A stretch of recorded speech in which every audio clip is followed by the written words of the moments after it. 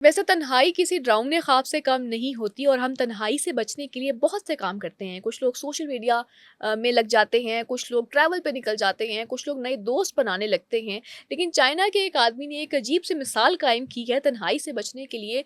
उन्होंने सुपरमार्केट में रिहाइश इख्तियार कर ली। उनका नाम है चियांग मिंग, जिनकी उम्र इस वक्त 78 साल है और वो तकरीबन एक दिहाई से उसी सुपरमार्केट में रह रहे हैं। अब ये भी नहीं है कि वो कोई गरीब इंसान हैं, वो अच्छे खाते-पीते आदमी थे और जिनका एक फ्लैट भी था। लेकिन अपनी बीवी से अलहदगी की वजह से वो उस फ्लैट में अकेले रहने पर मजबूर हो गए थे, जिसके बायस उन्होंने ये सोचा कि मैं तन्हाई में मरना नहीं चाहता कि अगर मैं फ्लैट में मर जाऊँ, किसी को पता भी नहीं चलेगा कि मेरी डेथ हो गई है।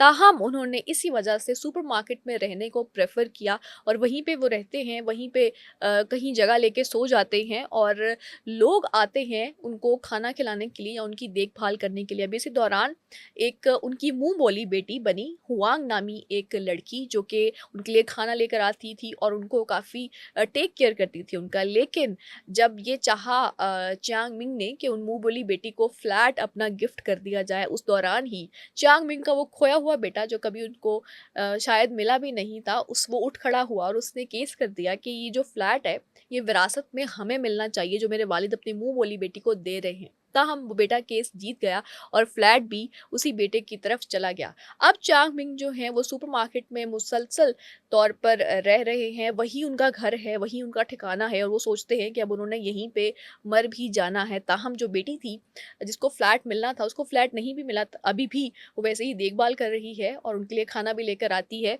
और उनका पूरा-पूरा ख़्याल रखती है। अभी एक अजीब-सी मिसाल है चाइना से जो मिली है, तन्हाई से बचने के लिए कोई लोग सुपरमार्केट में भी रह सकते हैं। लेकिन अगर आप खौफज़दा हैं तन्हाई से, तो आप क्या करते हैं?